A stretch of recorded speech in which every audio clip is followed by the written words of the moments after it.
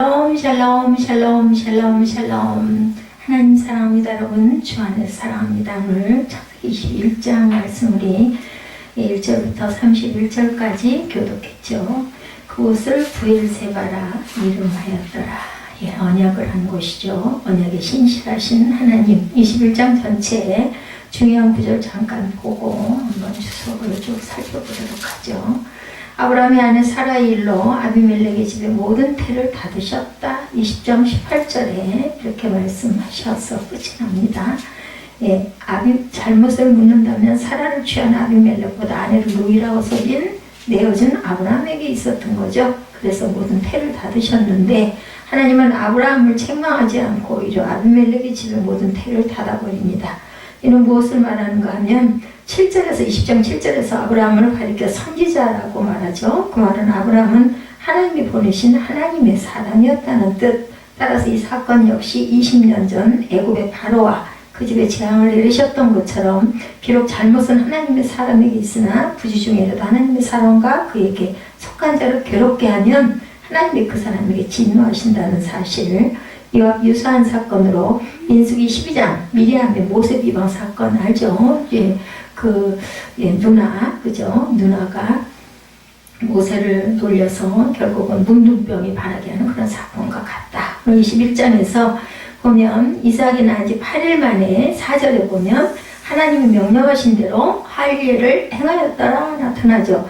아브라함이 99세에 하나님은 아브라함에게 할례의 언약을 명령하십니다. 그리고 이삭을 몇 살에 100세에 낳죠. 그리고 그 약속을 또 나타나서 하신 게 그 85세 때 약속을 했는데 그만 못 견디고 그리고 이스마엘을 낳아서 그래서 이스마엘은 13세가 돼서 할례를 받게 됩니다. 그래서 이스마엘은 13세 할례를 받고 1년 후에 이삭을 낳고 8일 만에 이삭에게 할례를 주는 일. 그러니까 나이 차이가 자그마치 형하고 이삭하고 14년 차이나 납니다. 아브라함이 99세에 할례 언약을 명령하셔서 이 명령대로 99세 그의 아들 이스마엘은 13세 그리고 이삭은 그 다음에 태어나서 8일 만에 할례를 받았다. 여정호 그 아들을 내쫓습니다. 10절에 커다란 년이 10살 됐으면 그때 청년일 것 같은데 아이라고 표현을 하고 있습니다. 아브라함은 86세에 하갈에게서 이스마엘을 낳고 14년을 키웠어요. 하나님의 약속으로 얻은 자녀는 아니었지만 정말 첫 자식이었기 때문에 얼마나 사랑스러웠겠죠? 첫 아들이에요. 어찌됐든 간에. 그런데 귀한 아들인데도 이삭이 태어나고 이스마엘로 인해서 이삭을 자꾸 놀리고 못 살게 구니까 결국은 사라가 내쫓으라고 그래서 괴로워할 때 하나님이 나타나시죠. 사라가 안 하는 대로 그렇게 해라 이렇게 말씀을 합니다. 그래서 아브라함은 이스마엘을 쫓아낼 수밖에 없었다. 이 사건의 의미, 하나님은 아브라함에게 복음을 전하시고 그를 복의 근원으로 세우기 위해서 믿음을 훈련시키셔요. 이 사건은 믿음과 반대되는 거죠. 믿음을 떨어뜨리는 모든 것은 훈련이라는 것을 우리가 알아야 됩니다. 우리에게서 믿음이 떨어지는 일들이 자꾸 생기는 것은 우리를 훈련시키시는 것이다. 갈라디아서 4장 28절에 30절에 형제들아 너희는 이삭과 같이 약속의 자녀라. 그러나 그때 육체를 따라 난 자가 성령을 따라 난 자를 박해한 것 같이 누구 얘기예요? 이스마엘이죠. 이제도 그러하도다. 그러나 성경이 무엇을 말하느냐? 여종과 그 아들을 내쫓으라. 여종의 아들이 자유 있는 여자의 아들과 더불어 유업을 얻지 못하리라 하였더라. 이렇게 말씀합니다.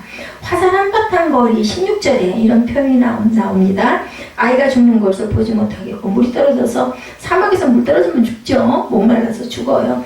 그래서 화산 한바탕 거리라는 것은 화산이 날아갈 수 있을 정도, 날아가 맞을 수 있을 정도의 거리에 아이를 마주 앉아 바라보면 소리내어서 울었는데 어린아이의 울음소리를 하나님이 들으셨다고 17절에 말씀하죠.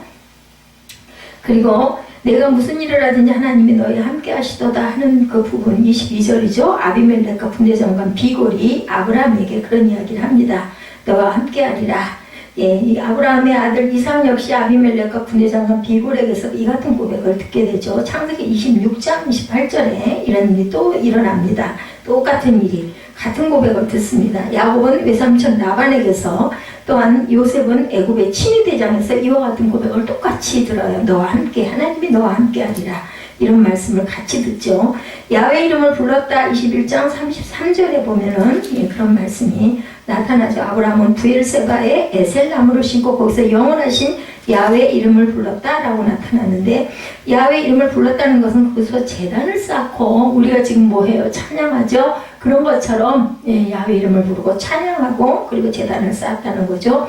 그리고 제단은 아브라함이 가는 곳마다, 쉬는 곳마다 계속 제단을 쌓았습니다. 이는 창조의 목적, 구원의 목적, 택하신 목적, 그리고 하나님께서 제사 드리는 것은 우리가 살아가면서 해야 할 것이라는 것이죠. 그래서 아브라함이 제단을 쌓은 곳은 세겜에 가나안 제단을 쌓죠. 최초 도착지입니다. 창세기 12장 7절에 야훼께서 아브라함에게 나타나서 이르시되 내가 이 땅을 내 자손에게 주리라 하신지라. 자기에게 나타나신 야훼께 그가 그곳에서 제단을 쌓고, 그리고 또 베델에 도착해서 창세기 12장 8절에 베델 동쪽산으로 옮겨 그곳에서 또 야훼에게 제단을 쌓고 야훼 이름을 부르더니, 그리고 베델에 또 애굽에서 돌아온 다음에 베델에서 창세기 13장, 그러니까 거기서 12장 7절 8절 13장 3절 4절 베델과 아이 사이 곧 전에 장막 쳤던 곳에 이르니 그가 처음으로 제단을 쌓은 곳이라. 그가 거기서 야훼 이름을 불렀더라.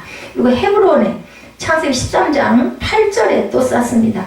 이 아브라함이 장막을 옮겨 헤브론에 있는 마므레 상수의 숲에 이르러 거주하며 거기서 야훼를 위하여 제단을 쌓았더라. 그리고 부엘세바 21장 33절에서 아브라함은 부엘세바에 에셀나무를 심고 거기서 영원하신 야훼 이름을 불렀다. 아브라함은 가는 곳곳마다 이렇게 제단을 쌓았어요. 중요한 거는 우리도 항상 제단 쌓기를 게을리하지 말아야 되겠다. 왜냐하면 하나님께서 특별히 축복하신 아브라함이 항상 제단을 쌓음으로 하나님과 가까이 했던 그것을 우리는 사모하고 가야 되겠죠. 하나님은 자신이 직접 약속하신 시기에 아브라함과 사라에게 약속하신 자녀를 주셨어요. 75세에 부름을 받고 선택이 되어서 몇 년 만에? 25년 만에 10년을 기다리다가 그죠? 85세에 다른 짓을 하죠. 누구 때문에? 사라가 그것도 꾀를 내가지고 내 종 하갈에게 들어가라 해서 그만 거기서 이스마엘을 낳았습니다. 그리고 그 이후에 10년 만에 낳고 다시 15년 만에 이삭이 태어나요. 딱 100세에 태어나죠. 99세에 할례를 받게 하고 100세에 아들이 태어나고, 그리고 나서 8일 만에 그 아들에게도 할례를 주게 하나님께서는 딱 정해놓고 계시다가 시기에 때에 딱딱 나타나셔서 그대로 행해 가시는 것을, 그러니까 항상 계획하고 가시는 거지 충동적으로 하시는 일은 하나도 없다. 이스마엘이 이삭을 희롱함으로 결국 이스마엘을 내쫓죠. 오늘 본문 우리 쭉 읽어봐서 알죠. 그리고 그랄 왕 아비멜렉과의 평화 조약이 언급된 부분이 오늘 중심 22절에서 31절 그 부분에 나타납니다. 그래서 우리는 이삭의 탄생부터 그래 쭉 봐야죠. 사라의 잉태가 2절에, 제가 말씀드리면 2절에 나타납니다만 함께 읽으십시다. 사라가 임신하고 하나님이 말씀하신 시기가 되어 노년에 아브라함에게 아들을 낳으니, 이렇게 증거하죠. 하나님은 이미 말씀하신 대로 90세의 사라에게 오셔서 아들을 수택해 하십니다. 여호와서 하나님의 약속은 그분의 능력으로 90세 되는 아내가 아이를 잉태하지 못할 건데, 하나님께서는 하나님 능력으로 성취되게 합니다. 인간의 나약성과 절망적인 상태를 하나님께서는 뭘로? 소망과 용기로. 그러니까 불가능은 없다. 그죠? 그리고 사람이 할 수 있는 것은 사람이 하면 돼요. 사람이 할 수 없는 것을 하나님께서 하신다라는 거죠. 또한 불가능한 상태를 가능한 축복으로 바꿔주시는 분이 바로 하나님이다. 하나님은 변치 않는 하나님이시고 또한 아들을 얻게 하시죠. 2절에 사라가 임신하고 하나님이 말씀하신 시기가 되어 노년의 아브라함에게 아들을 낳으니 하나님만이 인택해 하신다. 시편 113편 9절에 임신하지 못하던 여자를 집에 살게 하사 자녀들을 즐겁게 하는 어머니 되게 하시도다. 할렐루야. 야훼를 찬송하라고. 제가 그 운전을 좀 길게 하고 가면서 그 라디오를 틀고 보다 보니까는 국가대표, 옛날 국가대표 이영표 선수, 그 얘기가 나오더라고요. 김장환 목사님 시간에. 그 이영표 씨가 굉장한 그 기적의 역사를 경험해가지고 아주 절실한 크리스찬이 돼서 나중에 2012년인가? 그때 어느 나라? 아주 굉장히 이기지 못할 나라를 이기고, 이태리? 이상한 이름이던데. 그래서 셋이서 끌어앉아가지고 기도하는 부분을 온 세계 120개국 들이 다 그 방송을 보게 하는 그런 그 아주 은혜를 경험하고 그거 했다. 왜냐면은 6개월 동안 일어나지도 못하고 선수권에서도 선수에서도 제외가 될 그럴 그 부분에 하나님을 막 원망하다가 어느 날 하나님의 음성을 들었어요. 너는 축구가 더 중요하니 내가 더 중요하니 그런 음성을 듣고 너는 지금 가장 중요한 게 뭐니? 그랬더니 월드컵 나가는 거요 하고 얘기했다고 그래요. 그러면 너는 내가 더 중요하니 월드컵이 더 중요하니 그렇게 물어보셨다고 그러죠. 그래서 가만히 생각을 하다가 하나님이 더 중요합니다라고 얘기를 했다고 합니다. 그래서 어찌됐든 그 일로 인해서 히딩크 감독이 이제 불러서 나를 이제 나가라고 하려고 이제 그리고는 마음을 내려놨대요. 그리고는 막 울면서 기도하면서 마음을 비우게 되더래요. 그리고 하나님께 감사하게 되다 보니까 막 기뻐졌대. 자기도 모르게.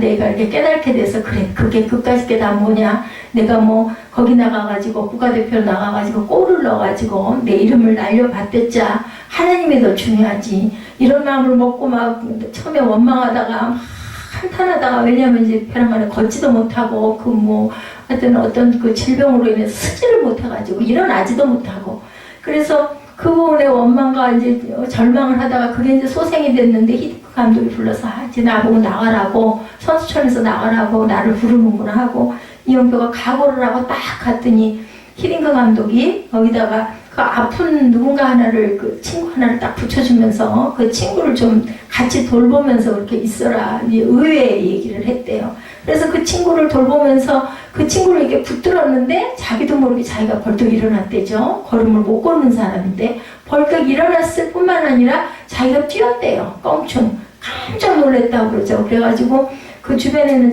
모든 친구들이 다 놀래가지고 이게 무슨 일이냐고 그 난리를 쳤었대요. 그리고 1차, 2차 그 대전에는 나가지를 못하고 세 번째 그 대회에 출전을 했다고 합니다. 그래서 거기서 1대0으로 그 나라를 기적으로 이기고 그리고는 그 자리에 무릎을 꿇고 기도를 하는 부분을 120여 개국 그 위성 중계로 모든 사람들에게 나라에게 다 그걸 알리는 그러한 아주 기가 막힌 역사를 경험했다는 거는 굉장히 은혜를 받아서 그런지 말을 굉장히 잘하더라고요. 다 전하지도 못할 만큼 북한에도 굉장히 관심을 갖고 거길 가가지고도 그 크리스찬 활동을 많이 하고 지금은 그렇게 하나님께 영광을 돌리고 그리고 그거 아픈 게 어느 사이인가 그 친구를 돌보다 보니까 자기 아픈 건 다 나아버렸다. 이제 이런 이야기를 제가 들으면서 은혜를 받았어요. 그래 기적은 지금도 일어나고 있구나. 제 믿음이 얼마나 약한지 몰라요. 제가 몸이 이렇게 불편하다 보니까 아주 죽을 것 같이 힘이 들다 보니까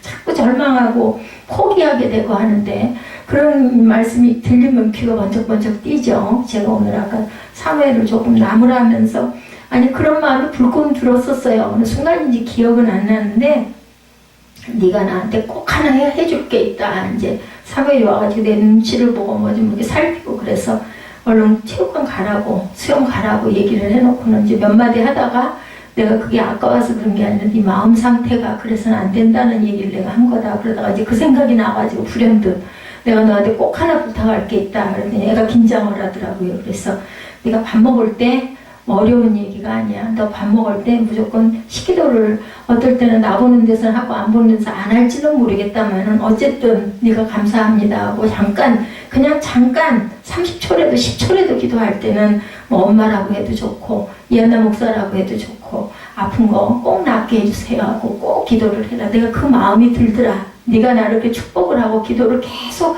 한마디씩만 그렇게 10초도 안 걸릴 수도 있지만 그렇게 하면은 분명히 내가 나을 것 같아. 내가 그런 마음에 감동이 왔으니까 네가 나를 자꾸 축복을 좀 해줄래? 그랬더니 그건 내가 말하지 않아도 내가 기도를 뭐 다른 건 길게 안 해도 꼭 내가 그 기도는 항상 한다고 얘기를 하더라고요. 그래서 참 그래. 아니 보니까 내가 뭐 나를 의식하고 하는지는 모르지만 밥 먹을 때 항상 눈 감고 이렇게 잠깐이라도 혼자 밥을 먹을 때도 하더라고요. 그래서 그런 얘기를 했어요. 저를 위해서 아픈 건 괜찮은데 이렇게 아프게 오래오래 가지 않았으면 좋겠어요.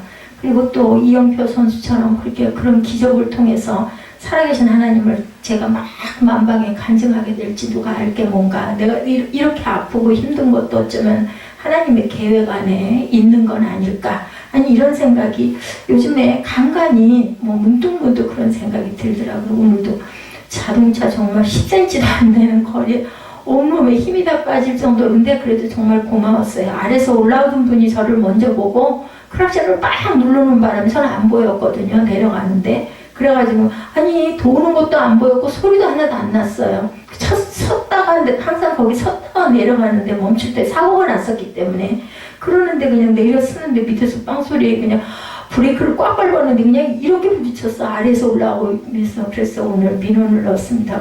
그 하얀 줄을 그어가지고 우측으로 좀 좁지만 서로 비껴가기도 하거든요. 차가. 그렇게 시작을 하게 해주고 밑에다가 저기 위험하다고 조심하라는 그런 걸 사인을 하나씩 위아래다 좀 하면 그래도 사람들이 이렇게 보지 않겠느냐고 그랬더니 죄송하다고 그러면서 그 거울을 붙이면 아래서도 볼 수 있으니까 그런 걸 좀 붙이고 자기들이 바로 그걸 시행을 하겠다고 아주 정중하게 그 남자분이던데 받아줘가지고 좀 희망스럽더라고요.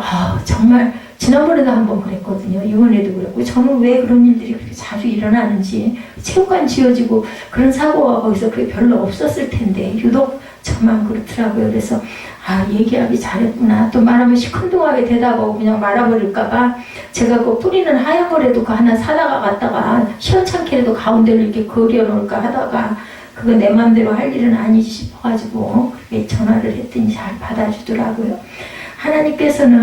하나님의 계획이 이 아브라함에게 그 왜 주신다 그래서 빨랑 주시지 이스마엘을 왜 낳게 하시냐고요. 저는 그런 생각도 들어요. 그래서 지금도 전쟁을 하게 하고 그러지 말고 준다고 해서 좀 빨랑 좀 주시지. 하나님의 때에 꼭 하나님의 고집도 참 대단하시고 그래서 닮아서 우리도 고집을 부리는 것 같다는 생각을 저는 또 가끔 합니다.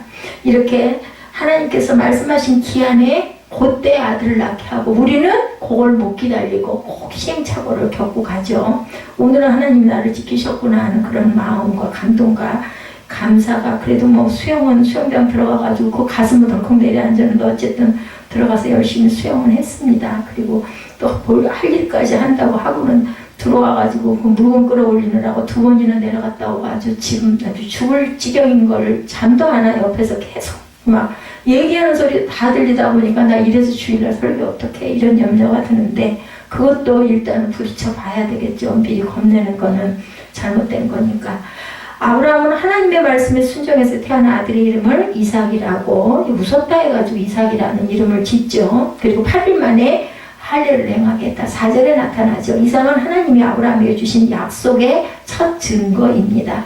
하나님은 아브라함으로 하여금 민족을 이루게 하시고 복을 주어서 복의 근원이 되게 하리라고 하셨었죠. 창세기 10장부터 계속 여러 번 나타나셔서 3번인가 말씀을 하시죠. 100세 얻은 아들이 5절이죠. 아브라함이 그의 아들 이삭이 그에게 태어날 때 몇 살? 100세라. 리브가의 남편 창세기 26장 8절에 보면 이삭이 거기 오래 거주하였더니 이삭이 그 아내 리브가를 꾀하는 것을 블레셋과 아비멜렉이 참으로 내다본지라. 이삭도 똑같이 아브라함과 똑같이 자기 아내를 누나라고 속여가지고 그 아내를 자기가 차지하려고 아비멜렉이 데려다 놨는데 그만 블레셋 왕이 데려다 놨는데 자기 아내니까 이삭이 몰래 그 왕 몰래 아내를 끌어안는 거를 보고 또 거기서도 내쫓기는 그런 일이 있어요. 어쩌면 그 아버지하고 똑같은 짓을 계속했는지 몰라. 이스라엘 자손들이 조상이 되죠. 출애굽기 32장 13절에 보면 주의 종 아브라함과 이삭과 이스라엘을 기억하소서 주께서 그들을 위하여 주를 가리켜 맹세하여 이르기를 내가 너희의 자손을 하늘의 별처럼 많게 하고 내가 허락한 이 온 땅을 너희의 자손에게 주어 영원한 기업이 되게 하리라 하셨나이다. 말씀하신 걸 그대로 이루어주시는 하나님. 크게 기뻐하는 아브라함 부부. 정말 아들을 못 낳을 줄 알았는데 진짜로 태어나는 거. 그렇게 우리 믿음이 약합니다. 이삭의 출생으로 말미암아 부부가 7절에 보면은 크게 기뻐하죠. 사랑하는 하나님이 나로 웃게 하시니 듣는 자가 다 나와 함께 웃으리로다 라고 이야기를 하죠. 그래서 그 아이 이름이 이삭이 됐어요. 그죠? 이는 나이 많은 사라가 하나님의 축복으로 아들을 낳은 사실에 대해서 듣는 자들이 모두 기뻐하며 하나님께 찬양을 돌리리라는 의미를 가지고 있습니다. 이삭이라는 의미는. 이삭이 자라쳤을 때 아브라함은 종교의식과 더불어 큰 연회를 베풀어 그들 부부의 기쁨을 나타내는데 그때 그죠 이스마엘이 그 이삭을 놀림으로 인하여 쫓겨나게 되죠. 하나님의 대사를 인하여 시편 126편 2절에 그때 우리 입에는 웃음이 가득하고 우리 혀에는 찬양이 찼었도다. 그때 문나라 가운데서 말하기를 야훼께서 그들을 위하여 큰 일을 행하셨다 하였도다. 큰 일, 대사죠. 커다란 일.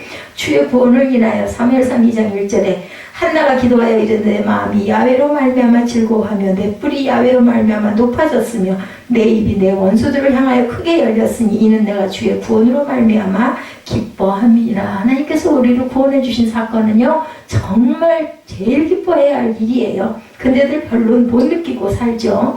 그래서 추방을 당하죠. 10절과 12절에 보면 하갈 모자가 추방을 당하는 일이 나타나죠. 이삭을 희롱하는 이스마엘로 인해서. 이삭이 졌을 때는 날 대연을 베풀고 크게 기뻐하던 사라는 한 장면을 목격하는데 하갈에게서 태어난 이스마엘이 이삭을 희롱하는 것. 당시 이스마엘의 나이는 14, 5세가량 됐겠죠. 이삭으로 인해 자신의 위치와 상속권이 깨어졌다는 것을 알고 미웠겠죠. 동생이긴 하지만. 그래서 이스마엘은 어린 동생 이삭을 희롱하며 못살게 봅니다. 육신에 속한 자, 고린도전서 3장 3절에 너희는 아직도 육신에 속한 자로다. 너희 가운데 시비와 분쟁이 있으니 어찌 육신에 속하여 사람을 따라 행함이 아니리요. 희롱한다. 창세기 39장 14절에도 그 여인의 집 사람들을 불러 그들에게 이르되 보라 주인이 히브리 사람을 우리에게 데려다가 우리를 희롱하게 하는도다. 그가 나와 동참하고자 내게로 들어오므로 내가 크게 소리 질렀더니 무슨 일이에요? 보디발 아내, 그죠? 아내가 요셉을 같이 자자고 하고 막 희롱하다가 옷을 벗어버리고 도망가니까 오히려 뒤집어 씌우는 그 사건으로 감옥에 갇히죠. 근심하는 아브라함 11절에 보면 어떻게 하면 좋아? 이스마엘이 얼마나 귀하고 이뻤겠어요. 근데 내쫓으라고 하니까 걱정할 때 12절에 하나님이 나타나시죠. 이스마엘이 이삭을 희롱하는 간격을 목격했던 사라는 아브라함께 여종과 그 아들을 내어 쫓으라고 요구하고 아브라함은 사라와 하갈의 관계 악화로 인한 가정 불화와 하갈 모자를 추방하라는 사라의 요구에 그만 어쩔 바를 몰라 근심이 됐습니다. 여기서 하나님께서 제정하신 일부 일체 결혼 제도가 왜 중요하고 준수되어야만 하는가 이런 부분이 하나님께서 나타나셔서 딱 그저 말씀하시죠. 사라가 내게 이른 말을 다 들으라. 이삭에게서 나는 자라야 내 씨라 부를 것입니다. 그렇지만 여종의 아들도 내 씨니까 내가 그러한 민족을 이루게 하라. 위로하는 거예요. 아브라함을 그렇게 해주죠. 세상 근심, 고린도후서 7장 10절에 하나님의 뜻대로 하는 근심은 후회할 것이 없는 구원에 이르게 하는 회개를 이루는 것이요. 세상 근심은 사망을 이루는 것이니라. 질병의 고통에 대해서 이사야 38장 17절에 내게 큰 고통을 도하신 것은 내게 평안을 주려 하심이라. 주께서 내 영혼을 사랑하사 멸망의 구덩이에서 건지셨고 내 모든 죄를 주의 등 뒤에 던지셨나이다. 미가 7장 19절에도 이 말씀이 같은 말씀이 있습니다.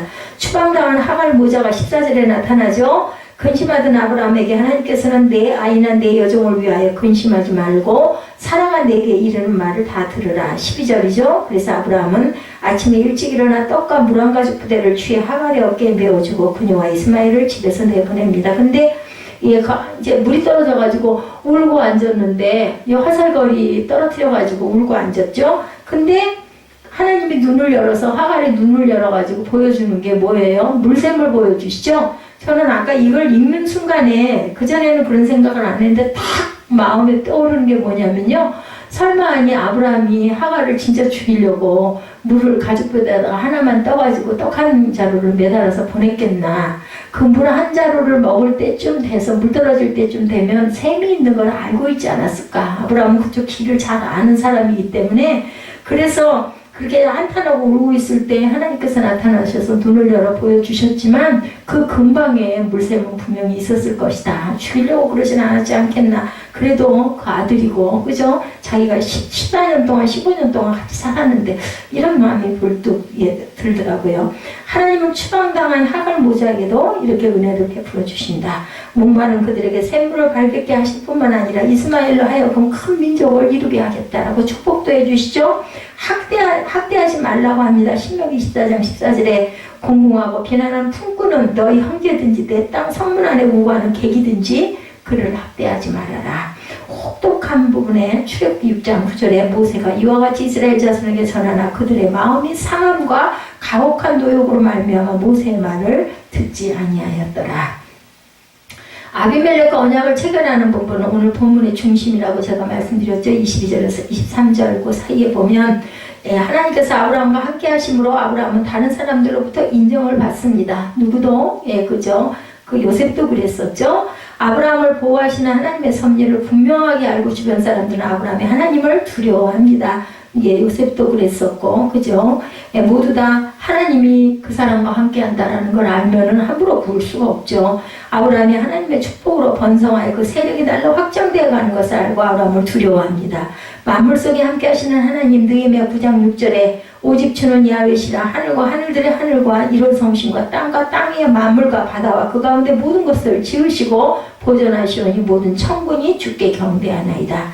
가까이 계신 하나님, 사도행전 17장 27절에 이는 사람으로 혹 하나님을 더듬어 찾아 발견하게 하려 하심이로되 그는 우리 각 사람에게서 절대로 멀리 계시지 아니하다. 어디 계세요? 우리 마음 안에 우리가 찾을 때 항상 함께 하시는 하나님이시다. 아비멜렉의 평화 제의가 나타납니다. 23절에 하나님의 아브라함과 함께 하심을 깨달은 아비멜렉과 그 군대장관 비골은 아브라함에게 찾아와서 뭐를 제의해요? 평화 협약을 하자 하죠.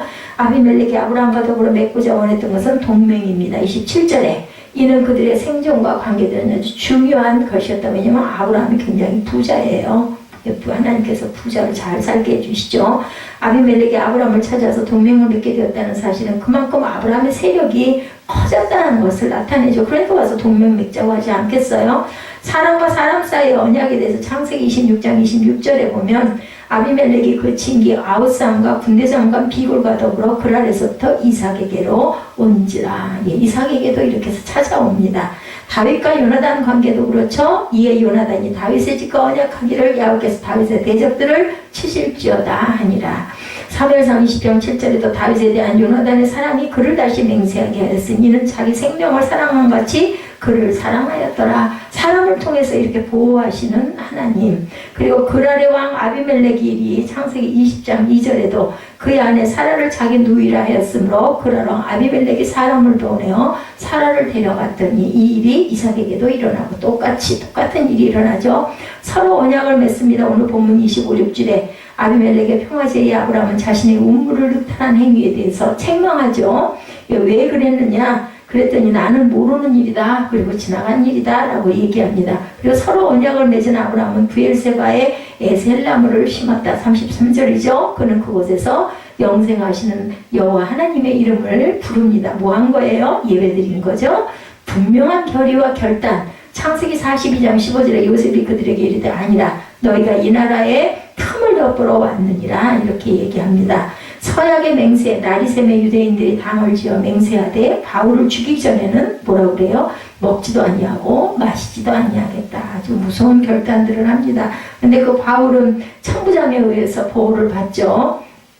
그래서 오늘 본문은 오랫동안 기대하던 일이 드디어 이루어지는 부분 21장. 즉 아브라함으로 하여금 큰 민족의 조상이 되게 해주시겠다고 하셨던 하나님의 약속이 성취됩니다. 이삭이 태어나죠. 대를 이을 아들이 태어납니다. 이처럼 역사 아래 하나님께서 말씀하신 것이 헛되게 끝난 적은 한 번도 없다. 그러므로 신실하신 하나님을 더욱 의지하고 신뢰하는 저와 여러분들이 되어야겠죠. 아브라함은 그가 살고 있던 가나안 땅에 기근이 심해지자 굶어 죽지 않기 위해서 이집트로 내려간 적이 있었고, 아브라함은 그곳 사람들을 자기 아내가 사라가 너무 예뻐서 그녀를 빼앗기 위해서 나를 죽이고 남편인 줄 알면 죽여버릴 거 아니에요. 근데 오빠인 줄 알면 죽이진 않겠죠. 그죠? 그래서 누이 동생으로 알려지게 하고 자기를 보호하려고 했어요. 근데 실제로 배달은 그죠? 누이 동생이기도 했다고 그러죠. 그때는 그런 근친 결혼을 많이 했기 때문에 그럼 꾀는 자기 아내를 다른 사람이 데려가기를 쉽게 만드는, 그렇죠. 그럴 수도 있었겠죠. 자기가 살기 위해서. 실제로 이집트 왕이 그녀를 자기 후궁으로 삼죠. 아브라함은 아내 사라를 잃고 사라는 한 남자의 아내로 순교를 잃게 될 위기의 상황에서 누가? 하나님께서 지키시죠. 왜? 내가 아브라함에게 할 일이 있기 때문에 그 아브라함과 사라를 지킵니다. 그 사건을 통해서 아브라함은 한 남자로 나약하고 겁많고 졸렬하고 누구도 그랬다고요? 아들 이삭도 그랬어요. 리브가를. 무엇보다 하나님의 보호에 대한 믿음이 없었음을 보여주었다. 그런데 꽃같은 똑같은 사건이 반복되죠. 아브라함이 사해 중간 지점과 묘상으로 비슷한 지중해 연안의 그랄 땅에 거류할 때 그랄 왕 아비멜렉이 사람을 보내어 사라를 또한 데려갑니다. 또 두 번째 일이 일어난 거예요. 같은 일을 두 번이나 합니다. 전에 이집트에 내려갔을 때처럼 그랄 사람들도 사라가 너무 예뻐서 얼마나 예뻤길래 이랬을까요? 아브라함이 그녀의 남편인 줄 알면 아브라함을 죽이고 사라를 빼앗아갈까봐 아브라함이 그녀를 자기 누이라고 두 번씩이나 속입니다. 그런데 아비멜렉이 사라를 데려간 바로 그날 밤 하나님께서 아비멜렉의 꿈에 나타나셔서 내가 데려간 이 여인으로 말미암아 내가 죽으리니 그는 남편이 있는 여자다 라고 얘기를 함으로 인하여 정절을 지키게 하시는 거예요. 그냥 놔뒀다가 안 되겠으니까. 아직 사라에게 가까이지 않은 아비멜렉은 대답하기를 주께서 의로운 백성도 멸하시나이까. 20장에 그렇게 말하죠. 그가 나에게 내 누이라고 분명히 말했습니다. 그 여인도 그는 내 오랍이라고 말했다. 4절 5절에 20장 4절 5절에 그렇게 나타납니다. 나는 온전한 마음과 깨끗한 손으로 이렇게 한 거지 내가 남의 아내를 내가 뺏은 적은 저는 없습니다. 근데 나는 정말 억울합니다. 이 소리죠. 하나님께서는 또 그에게 말씀하시기를 내가 온전한 마음으로 이렇게 한 줄 나도 안다 라고 말씀을 하죠. 그래서 너를 막아 내게 범죄하지 않게 내가 한 거다. 여인에게 가까이 하지 못하게 함이 이 때문이니라. 이제 그 사람의 아내를 돌려보내라. 그는 선지자라. 누가? 아브라함은 선지자다. 그는 하나님의 사람이다라는 뜻이라는 거죠.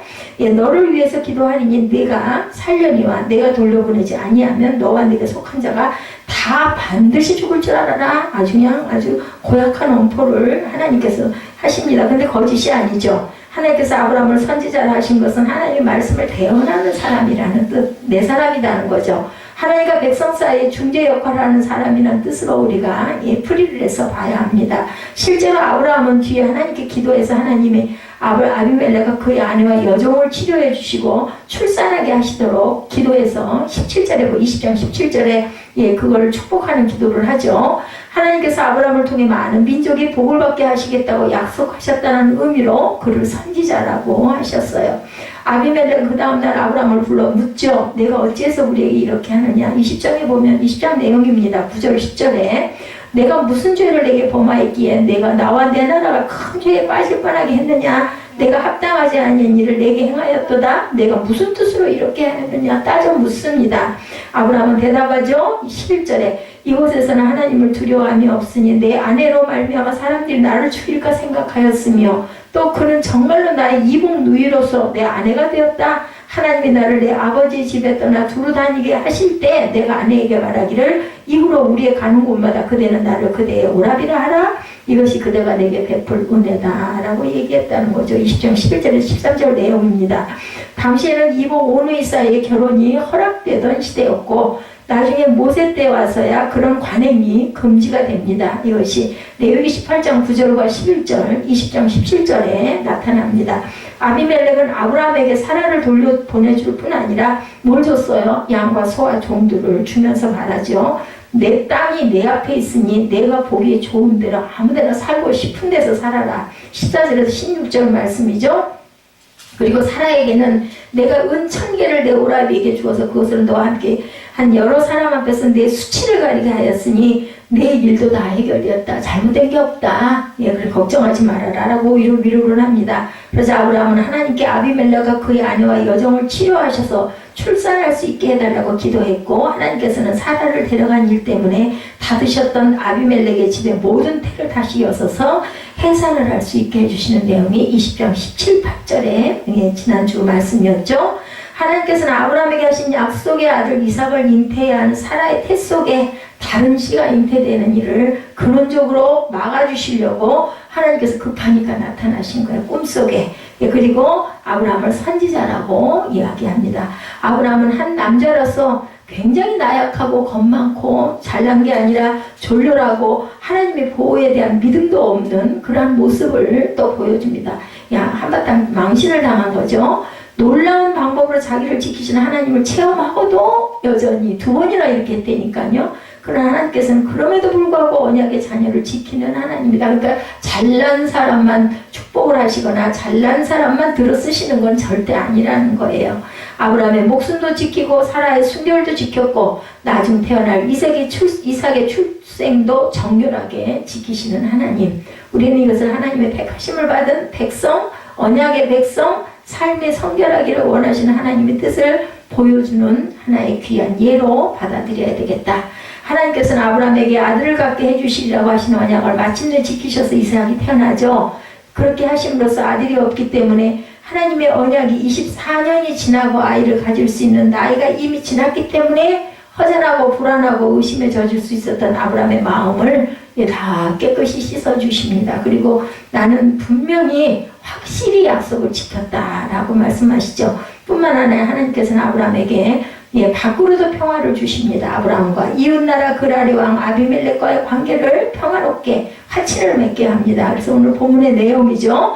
21절부터 33절까지의 내용입니다. 지금까지는 그 앞에 일어났던 일이고, 아비멜렉이 그의 군대장관 비굴과 함께 아브라함에게 찾아옵니다. 21절에 보면 아비멜렉은 사라를 데려갔다 그날 밤 꿈에 나타나신 하나님으로부터 들은 말씀 때문에 아주 기절을 했었어요. 기겁을 했죠. 혼비백산했던 사건을 통해서 아브라함에 관한 두 가지 사실을 확인합니다.